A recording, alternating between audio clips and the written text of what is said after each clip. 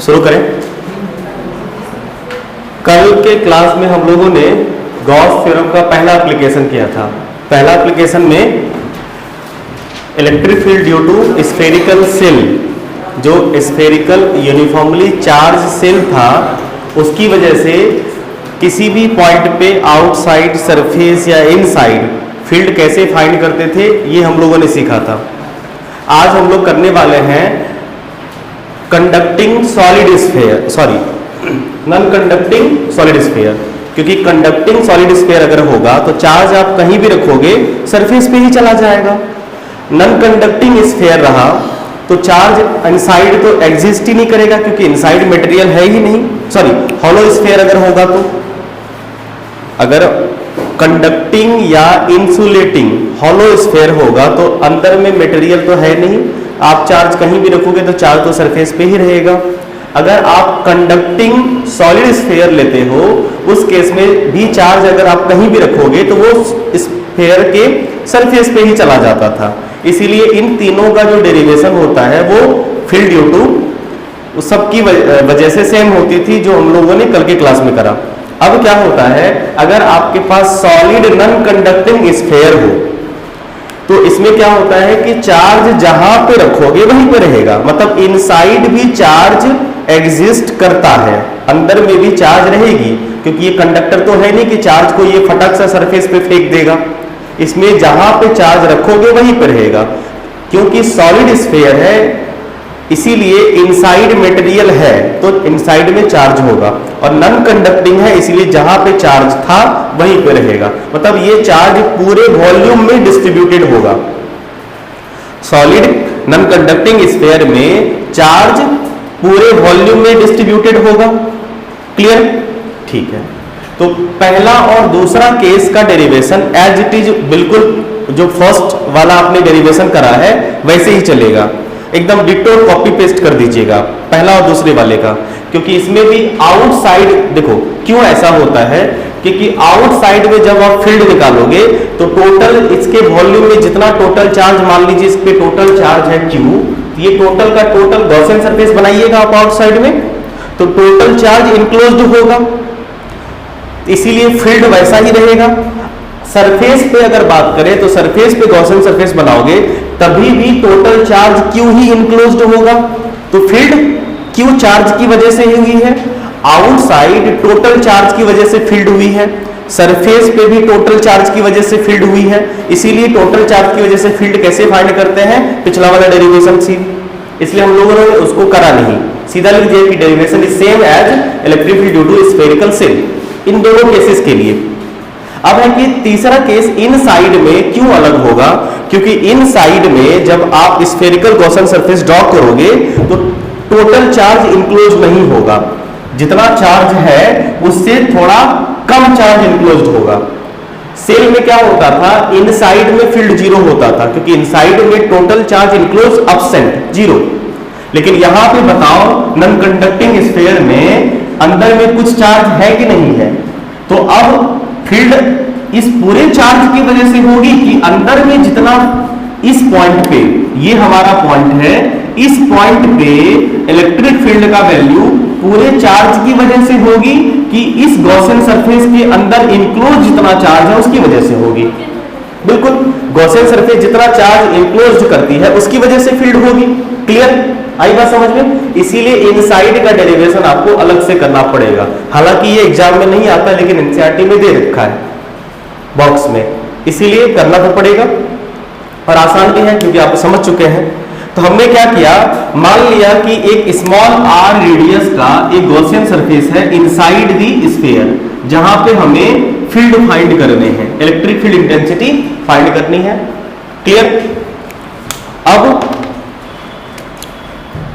Small r less than capital R radius से कम होगा, क्योंकि इस बार गॉसियन सरफेस इनसाइड आ रहा है, इसीलिए आपको चार्ज इनक्लोज्ड निकालना पड़ेगा।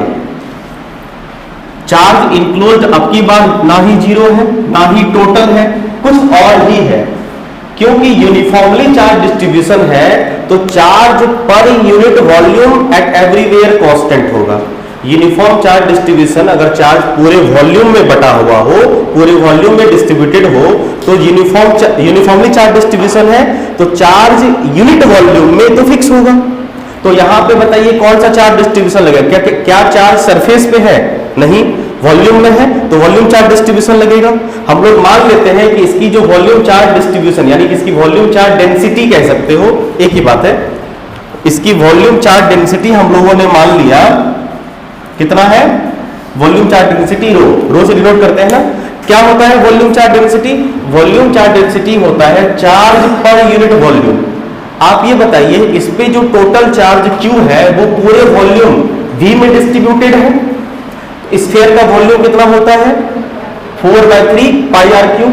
मतलब ये जो चार्ज है ये पूरे 4/3 पाई आर क्यूब में डिस्ट्रीब्यूटेड है। तो यूनिट वॉल्यूम पे कितना चार्ज होगा? मतलब V वॉल्यूम पे चार्ज अगर Q है तो एक यूनिट वॉल्यूम पे चार्ज कितना होगा? Q/V। हमें V डैश वॉल्यूम में कितना चार्ज है ये निकालना है। हमारे पास ये जो वॉल्यूम है बाबू, ये वाला, ये एक स्फीयर बनेगा नहीं बनेगा? इस स्फीयर का वॉल्यूम हमने मान लिया है V डैश है, तो V डैश के अंदर कितना चार्ज इंक्लोज्ड है हमें ये बात पता करनी है। तो भाई यूनिटरी मेथड, तो अगर यूनिट में Q/V है, इसलिए V डैश में क्या होगा? Q/V into V dash. QV original पूरे स्फीयर का 4/3 कैपिटल आर क्यूब, और ये क्या है? V डैश गॉसियन सरफेस वाला स्फीयर का वॉल्यूम। गॉसियन सरफेस वाला स्फीयर का वॉल्यूम क्या लिखाएगा? 4/3 pi small R cube. Gaussian surface का रेडियस स्मॉल आर हमने माना है, आई बात समझ में? 4/3 पाई कैंसिल आउट, तो आपको ये पता चल गया कि V डैश वॉल्यूम में कितना चार्ज है? Q/R cube by capital R cube. इतना चार्ज है इनक्लोज्ड, क्योंकि ये वॉल्यूम इतना ही चार्ज को इनक्लोज करता है, तो इतने ही चार्ज की वजह से फ्लक्स बनेगी और इतने ही चार्ज की वजह से फील्ड बनेगी। क्लियर? गुड। अब हम लोग, ये हो गया चार्ज इनक्लोज्ड, क्योंकि V डैश वॉल्यूम में कितना चार्ज है वही ना चार्ज इनक्लोज्ड होगा, तो चार्ज इनक्लोज्ड आ गया capital Q small R cube by capital R cube. Clear? अब वही तरीका कि हम लोग क्या करते हैं, एक सरफेस एलिमेंट मानते हैं, कहां पे? सरफेस एलिमेंट हमेशा गॉसियन सरफेस पे लिया जाएगा। कल भी बताए थे आपको, तो हमने यहाँ पे एक गॉसियन सरफेस पे एक सरफेस एलिमेंट लिया dA, और इस पॉइंट पे इलेक्ट्रिक फील्ड एरिया वेक्टर का डायरेक्शन रेडियली आउटवर्ड, इस पॉइंट पे इलेक्ट्रिक फील्ड का डायरेक्शन भी रेडियली आउटवर्ड, तो दोनों के बीच का एंगल कितना हो जाएगा? 0 डिग्री। दोनों के बीच का एंगल 0 डिग्री होगा, ये भी कल सीखा था हमने, अभी भी दिख रहा है बिल्कुल। तो अब बताइए, इस dA सरफेस एलिमेंट की वजह से फ्लक्स कितना होगा? d phi E dot d, मतलब E dA cos theta, cos 0 value 1 E into dA। Clear? अब हमें टोटल सरफेस, इस गॉसियन सरफेस की से पास करता हुआ फ्लक्स फाइंड करना है। तो क्या करेंगे? इसी d फाई को इंटीग्रेट करते थे, d फाई को करेंगे इंटीग्रेट तो फाई मिलेगा। इस d फाई को अगर आप पूरे सरफेस में इंटीग्रेट कर दोगे ओवर द होल सरफेस, तो आपको उस सरफेस से पास करता हुआ टोटल फ्लक्स पता चल जाएगा, d फाई। अब बताइए इसमें क्या है? इस पॉइंट पे, हर पॉइंट पे गॉसियन सरफेस के किसी भी पॉइंट पे, क्योंकि R एट एवरीवेयर सेम, इसीलिए फील्ड का वैल्यू सेम, तो फील्ड कैसा होगा? कांस्टेंट हो गया। और वेरिएबल कौन है? मतलब यहाँ पे जो इंटीग्रेट होगा वो कौन होगा? Area, surface area. तो बताइए स्फीयर का सरफेस एरिया कितना होता है? अगर टोटल सरफेस एरिया को जोड़ दे, टोटल सरफेस एरिया स्फीयर का कितना होता है? 4 पाई आर स्क्वायर। यहाँ पे R किसका रखोगे? गॉसियन सरफेस का रेडियस का, क्योंकि गॉसियन सरफेस के का ही आप सरफेस एरिया लिख रहे हो, इसीलिए 4 पाई स्मॉल आर स्क्वायर। कोई दिक्कत नहीं?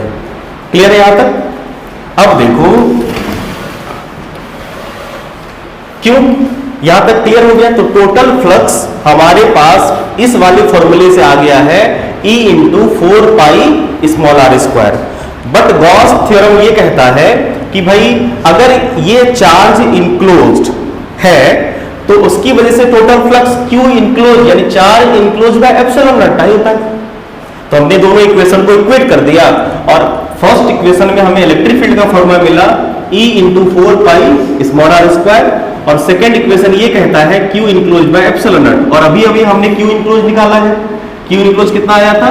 Q R square by capital R square. Equate कर देते हैं है बाबू, सॉरी हाँ, यहाँ पे ये Q इनक्लोज हुआ और यहाँ पे एप्सिलॉन नॉट है तो एप्सिलॉन नॉट भी होगा। क्लियर? अब फील्ड ये वैल्यू इधर कैरी कर देते हैं, ये नीचे आ जाएगा, बाकी का जो कट गया ऊपर आर क्यूब नीचे आर स्क्वायर, एक आर ऊपर बच जाएगा, तो Q small r by 4 pi epsilon naught R cube और 1 बाय 4 पाई एप्सिलॉन नॉट को आप K भी लिख सकते हैं, तो K Q R by R cube. देखिए पुराने वाले डेरिवेशन में जब हमने नॉन कंडक्टिंग सॉलिड स्फीयर का डेरिवेशन किया था इलेक्ट्रिक फील्ड का, यही रिजल्ट आया था, याद है आपको?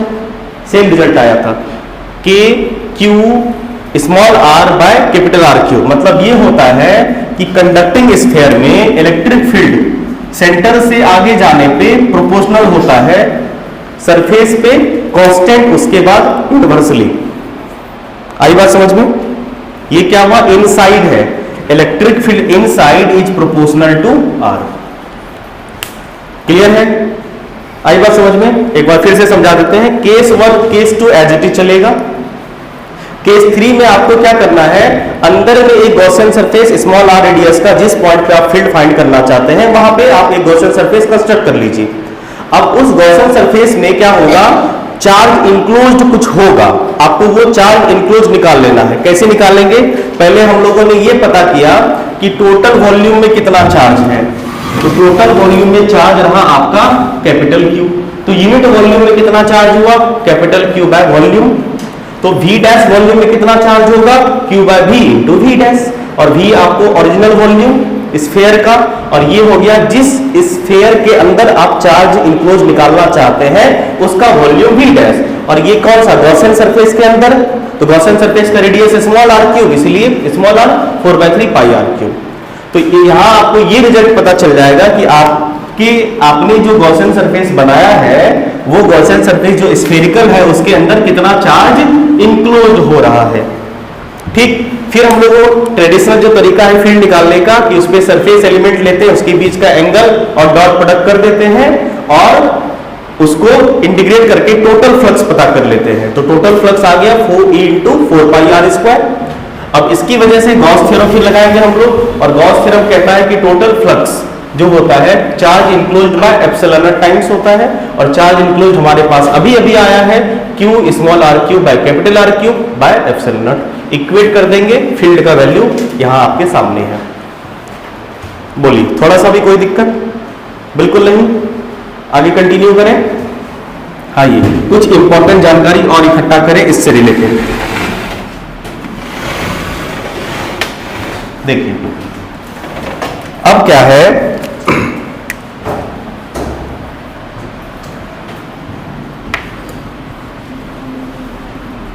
बोर्ड पे देखना, हमने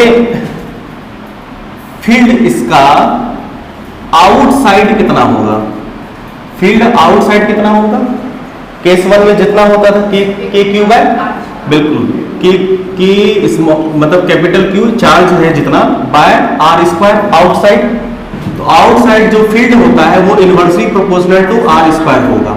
क्लियर है? गुड। सरफेस पे मैक्सिमम होता है और सरफेस पे होता है K Q by capital R square, मतलब सरफेस पे फील्ड का वैल्यू होता है कांस्टेंट। ये चीजें भी समझ में आ गई। और अभी अभी हमने इनसाइड में निकाला है कि Q R by R cube, ये तो रेडियस है ना, कांस्टेंट है ना, तो इनसाइड जो हो गया, inside electric field proportional to R हुआ। इसका ये मतलब हुआ कि सेंटर से जैसे ही आप सरफेस की तरफ जाएंगे फील्ड का वैल्यू धीरे धीरे बढ़ते बढ़ते बढ़ते सरफेस पे मैक्सिमम, उसके बाद फिर घटना शुरू करेगा। आई बात समझ में? इससे आपको आएगा रिजल्ट। अच्छा एक बात बताइए, अगर हम इलेक्ट्रिक फील्ड एट सेंटर आपसे पूछें तो कितना होगा? सेंटर पे क्या हुआ है, एट सेंटर आर का वैल्यू 0, इलेक्ट्रिक फील्ड का वैल्यू 0 ना, बिल्कुल। एक और बात बता दीजिए, इलेक्ट्रिक फील्ड एट इंफिनिटी पे क्योंकि R टेंस टू इंफिनिटी 1/∞ 0, बिल्कुल। ऐसे भी सोचो, सेंटर पे कोई चार्ज इंक्लोज नहीं होगा और इंफिनिटी पे जो फील्ड का इफेक्ट होता है काफी दूर, जीरो होगा, नहीं होगा। क्लियर है? आइए इसका ग्राफ कर लें। Graph between electric field intensity versus position R. पहले ग्राफ ड्रॉ करते हैं, समझिएगा पहले ग्राफ, बाद में लिखिएगा। देखो अब हमारे पास किसकी वजह से नॉन कंडक्टिंग सॉलिड स्फीयर है। नॉन कंडक्टिंग सॉलिड स्फीयर में चार्ज अंदर लाई करता है।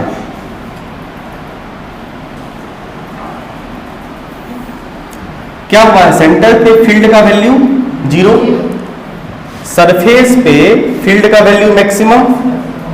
ये surface R equal to capital R वाला सिचुएशन। आप ही बताइए, सेंटर से सरफेस पे इलेक्ट्रिक फील्ड का वेरिएशन कैसा है? Directly proportional. तो ग्राफ कैसा होगा? Straight line. सेंटर पे जीरो और इनसाइड में फील्ड प्रोपोर्शनल है ना, डायरेक्टली प्रोपोर्शनल। तो डायरेक्टली प्रोपोर्शनल का ग्राफ कैसा होता है? अगर x प्रोपोर्शनल टू y होगा तो इसका ग्राफ x y के बीच स्ट्रेट लाइन होता है, स्ट्रेट लाइन होगा। और ये कहां तक? सरफेस तक। ये वैल्यू कहां पे है? E at S। कोई दिक्कत? ये E0 और ये क्या रीजन? ये रीजन आपको पता है ना कि E proportional to R, E proportional to R। बोलो कोई दिक्कत? इसके बाद क्या हुआ है? इसके बाद घटना कैसा? R square. तो और ये रिलेशन जब भी होता है तो इसका ग्राफ कैसा होता है?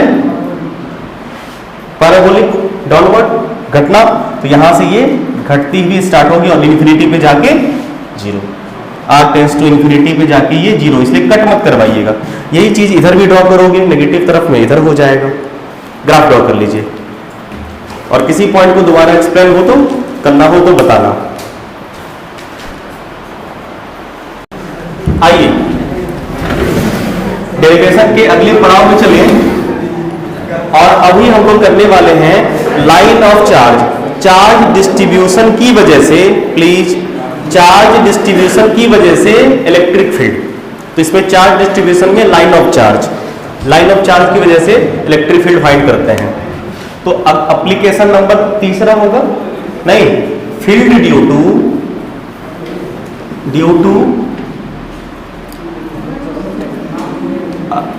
along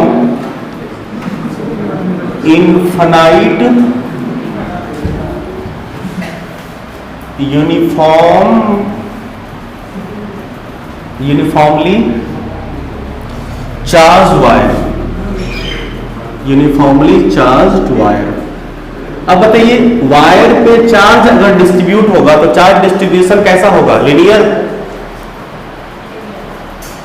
ही होगा कि सरफेस? लिनियर।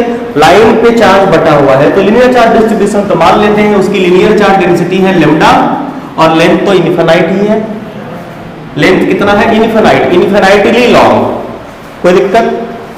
चलो पहले बोर्ड पे देखेंगे, छापने का आपको समय में दिया जाएगा। हम लोग एक infinite line of charge derivation एकदम गौर से देखिएगा। इनफिनाइटली लॉन्ग चार्ज और प्लस लैम्डा ले लेते हैं, मतलब positive charge distribution. Positive charge आप नेगेटिव चार्ज भी ले सकते हो, प्लस। तो ये पूरा चार्ज इस इनफिनाइट लॉन्ग लाइन पे डिस्ट्रीब्यूटेड है। अब इसकी वजह से गॉसियन सरफेस बनानी है। हमने आपको गॉसियन सरफेस में बताया था कि लाइन ऑफ चार्ज की वजह से गॉसियन सरफेस का नेचर कैसा होगा? सिलेंड्रिकल। ये लाइन ऑफ चार्ज है, फील्ड ऐसे ऐसे ऐसे, इसकी वजह से भी फिर ऐसे, इसकी वजह से ऐसे, ये सारे जो कर्व मिलेंगे, ये सारे कर्व मिलके एक सिलेंडर में बनेंगे। सिलेंडर बनेगा तो इसका गॉसियन सरफेस कैसा होगा? सिलेंड्रिकल। अब बताइए इसमें इनसाइड वाला तो कोई मामला है ही नहीं, सरफेस वाला कोई मामला है ही नहीं, बस एक ही केस बनेगा, क्या? बाहर किसी भी पॉइंट पे। आई बात समझ में? भाई कंडक्टर अंदर में कुछ है नहीं, इसका लाइन है सीधा, तो लाइन के अंदर में कुछ और कहां? सरफेस भी कहां उसके पास होता है? तो लाइन के पास कोई सरफेस नहीं होता है, कोई वॉल्यूम नहीं होता, बस एक लाइन होता है। इसीलिए हम लोग ये चाहते हैं कि इस लाइन ऑफ चार्ज की वजह से, जो long infinite line of charge है, इसकी वजह से आर पॉइंट पे फील्ड फाइंड करते हैं। तो इसकी वजह से हम चाहते हैं कि इस पॉइंट पे फील्ड कितना होगा। तो भाई जिस पॉइंट पे आपको फील्ड फाइंड करना होता है उस पॉइंट पे गॉसियन सरफेस कंस्ट्रक्ट करते हैं। तो बताइए इसका गॉसियन सरफेस कैसा होगा? सिलेंड्रिकल। तो हम लोगों ने सिलेंड्रिकल गॉसियन सरफेस कंस्ट्रक्ट किया। अब बोलोगे सर ये लॉन्ग इन्फिनाइट है, तो लॉन्ग हमको एक बहुत ही infinite Gaussian surface cylindrical construct करना पड़ेगा। कर सकते हैं, लेकिन उतनी की आवश्यकता नहीं है। आप एक फिक्स लेंथ का या फिक्स हाइट का सिलेंड्रिकल गॉसियन सरफेस ड्रॉ कर लीजिए। कोई भी लेंथ का, कोई भी हाइट का गॉसियन सरफेस आप ड्रॉ कर सकते हैं। आई बात समझ में? क्लियर है? रेडियस तो होगा ना, रेडियस तो आर होगा ना इसका, जो आप आर डिस्टेंस में फाइंड करना चाहते हैं। क्योंकि ये सिलेंडर जो बनेगा वो कैसा बनेगा? लॉन्ग इन्फिनाइट सिलेंडर बनेगा। तो आपको पूरा इन्फिनाइट पे का है, आप एक एल लेंथ का मान लीजिए सिलेंडर आपने कंस्ट्रक्ट किया। क्लियर? तो हमने क्या किया, ध्यान देना बाबू, हमने एक एल लेंथ का एल हाइट का या एच हाइट का एक गॉसियन सरफेस कंस्ट्रक्ट कर लिया। कोई दिक्कत? इनफाइनाइट है कोई। अब तरीका क्या होगा? कंस्ट्रक्ट, हमने क्या किया, construct a Gaussian surface, cylindrical Gaussian surface uniform, हाँ सिलेंड्रिकल नहीं, Gaussian surface of height h, और इसका रेडियस कितना हो जाएगा? r। रेडियस तो r ही होगा ना, ऑफ हाइट h। हो गया? अब आप ये बताइए, आपके पास कितने सरफेस यहां पे बने? 3। सिलेंडर के पास 3 सरफेस होता है। एक प्लेन सर्कुलर सरफेस, एक प्लेन सर्कुलर सरफेस और एक कर्व सरफेस। तो 3 सरफेस होगा। 3 सरफेस से फ्लक्स पास कर रहा होगा नहीं। अब हम लोग क्या करते हैं, सेलेक्ट, यानी करते हैं सरफेस एलिमेंट, सरफेस एलिमेंट कहां पे? एट प्लेन सर्कुलर सरफेस, नहीं, प्लेन सर्कुलर सरफेस या फेस। अब बताइए, 2 प्लेन सर्कुलर फेस है इसके पास। एक यहां पे हमने एक एलिमेंट DA सेलेक्ट किया, एक यहां पे सेलेक्ट किया DA।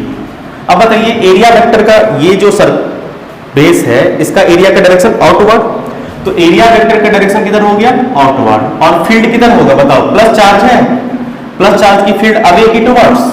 इसके लिए फील्ड का डायरेक्शन किधर होगा? ये जो इलेक्ट्रिक फील्ड बनाएगी इसका डायरेक्शन किधर होगा? आउटवर्ड। तो बताइए यहाँ पे फील्ड का डायरेक्शन कैसा है? इस तरफ। एरिया वेक्टर का डायरेक्शन इधर। एंगल कितना बाबू? तो बताइए, क्या सर्कुलर फेस फ्लक्स कंट्रीब्यूट करेगा? यहां भी देखो, एरिया वेक्टर इधर, फील्ड इस तरफ, एंगल। तो सर्कुलर फेस की वजह से फ्लक्स में कोई कंट्रीब्यूशन नहीं होगा, नहीं। चूंकि theta equal to 90 degree between DA and E, कहां पे? एट प्लेन सर्कुलर फेस पे। हेंस सर्कुलर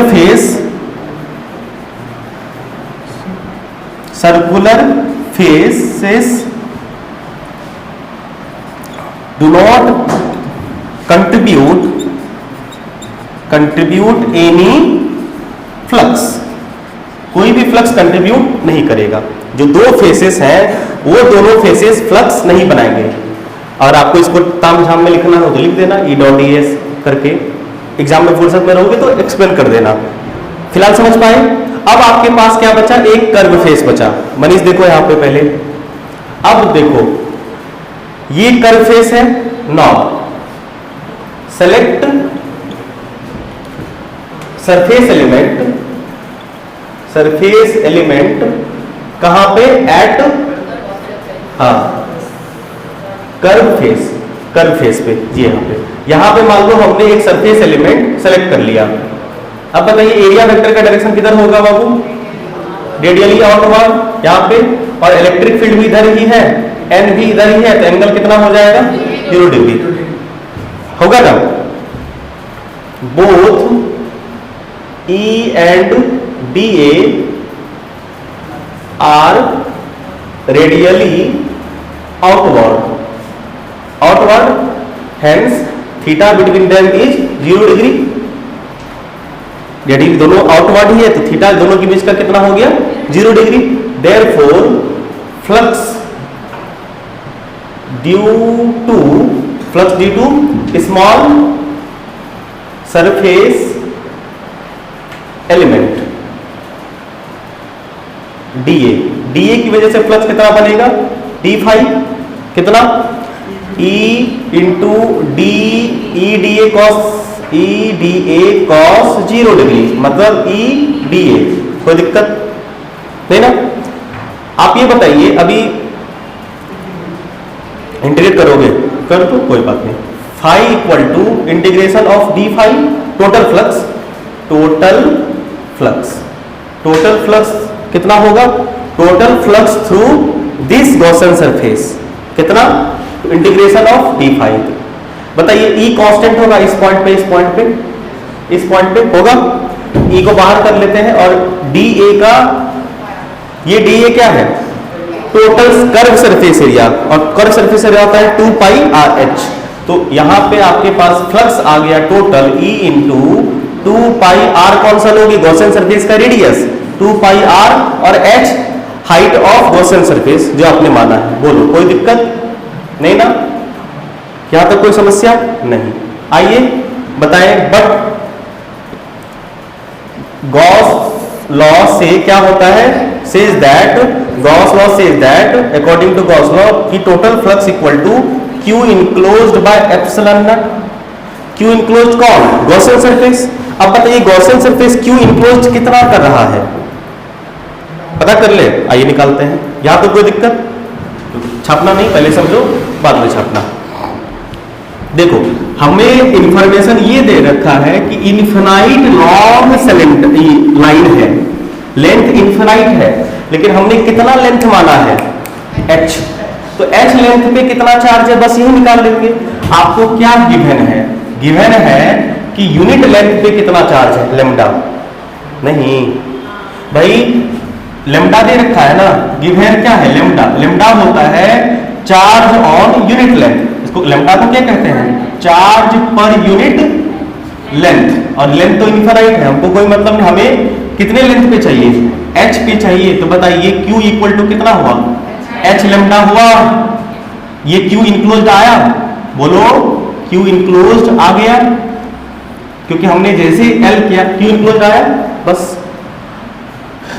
तो फ्लक्स हो गया गॉस के हिसाब से कितना बाबू, Q इनक्लोज्ड मतलब h lambda by epsilon not, equation 2। कोई दिक्कत, फ्रॉम 1 एंड 2 से क्या होगा, इक्वेट कर दीजिए, E इंटू क्या है 2 pi R H equal to h times of lambda epsilon naught. h से h उड़ गया, देखा, लॉन्ग इनफिनाइट रहे या फिनाइट रहे, लेंथ से मतलब रहा। आई बात समझ में, इसीलिए कोई फर्क नहीं पड़ता है। तो देयरफॉर E इक्वल टू कितना हुआ, lambda by 2 pi R epsilon naught. आप लेमडा को Q बाय L के फॉर्म में नहीं लिखेंगे यहाँ पे, क्योंकि लेंथ स्पेसिफायर नहीं है, जहां स्पेसिफायर रहेगा यूज कर लोगे। आई बात समझ में, पक्का 100%, फटाफट छापो तो। देखिए इसमें अब इलेक्ट्रिक फील्ड एट एक डिजरेबल डिस्टेंस r पे कितना आया, देखो तो जरा, लेमडा कहां था, बोलो lambda by 2 pi epsilon not भी था ना, हाँ r epsilon not, 2 pi r epsilon not, यही था ना, क्यों नहीं था रे, अच्छा क्यों तो लेमडा में इन्वॉल्व है, हाँ ठीक है। यहां से देखिए ये सारी चीजें कांस्टेंट, एक फिक्स डिस्टेंस पे निकालना, यानी कि आपको फील्ड क्या मिलेगा, कांस्टेंट। किसको, हाँ आप 4 पाई इंट्रोड्यूस मल्टीप्लाई करके इंट्रोड्यूस करवा सकते हैं, हाँ एकदम से लिख सकते हैं, बिल्कुल के के टर्म में लिख सकते हैं आप, हाँ बाय 2 हो जाएगा, के बाय 2 रहेगा, हाँ लिख सकते हैं, कोई दिक्कत नहीं। जरा ध्यान से देखो, प्रोपोर्शनल टू ये हुआ ना, नहीं ये हो गया आपका क्या, प्रोपोर्शनल, मतलब आप ये कह सकते हैं, दूसरी चीजें या इनवर्सली प्रोपोर्शनल टू आर और field inversely proportional to R due to charge wire, कोई दिक्कत अगर हम इसका E versus R graph draw करें तो क्या होगा? ये इलेक्ट्रिक फील्ड रहा और ये आर, बताइए क्या रहा? इनवर्सली प्रोपोर्शनल है, सीधा दिख रहा है, इनवर्सली प्रोपोर्शनल दिख रहा है ना सर? तो ग्राफ कैसा बनेगा? इनवर्सली प्रोपोर्शनल सीधा दिख रहा है तो ग्राफ आराम से, कोई दिक्कत? यही रिलेशन है ना? क्लियर है? गुड। आपको याद होगा हम इनफिनाइट, फिनाइट, सेमी इनफिनाइट वाला एक ट्रिक वगैरह करवाए थे या तरीका करवाए थे, फॉर्मूला बड़ा सा करवाए थे, याद होगा आपको, जिसमें 2-3 क्वेश्चन करवाए थे कॉस थीटा वाला फॉर्म में, थीटा 1 थीटा 2। नहीं याद है? कोई दिक्कत नहीं। सवाल ये है, एक क्वेश्चन कर रहे हैं। क्वेश्चन ये है कि हमारे पास फाइंड फोर्स, कौन सा force? Electric force due to a uniform charged wire, long uniform charge wire at R, at distance R. देखो ये एक यूनिफॉर्म लॉन्ग चार्ज वायर है, हमसे पूछा गया फाइंड फोर्स ऑन, यहां पे ऑन कर देना, फोर्स ऑन क्यू नॉट। यहां पे आर डिस्टेंस पे एक पॉइंट चार्ज है क्यू नॉट, हमसे पूछा है कि ये चार्ज इसको रिपेल करेगा ना रे, किस फोर्स के साथ? आपको पता है कि फोर्स का फॉर्मूला होता है इलेक्ट्रिक फोर्स बराबर क्यू टाइम्स ऑफ ई होता है, बताए थे। क्यू कितना है? क्यू नॉट और ई बताइए, लॉन्ग लाइन ऑफ चार्ज की वजह से इस पॉइंट पे फील्ड कितना होगा? देखो आया कितना? Lambda by 2 pi R epsilon naught. आई बात समझ लो? क्लियर है? अगर आपको इलेक्ट्रिक फील्ड किसी भी पॉइंट पे पता हो तो सीधा फोर्स आप क्यू ई कर सकते हैं, ठीक है? आई बात समझ में? तो करते हैं आज के सवाल यहीं पे समाप्त, तो मिलते हैं कल हम लोग अगले डेरिवेशन के साथ। तब तक के लिए बने रहिए, धन्यवाद।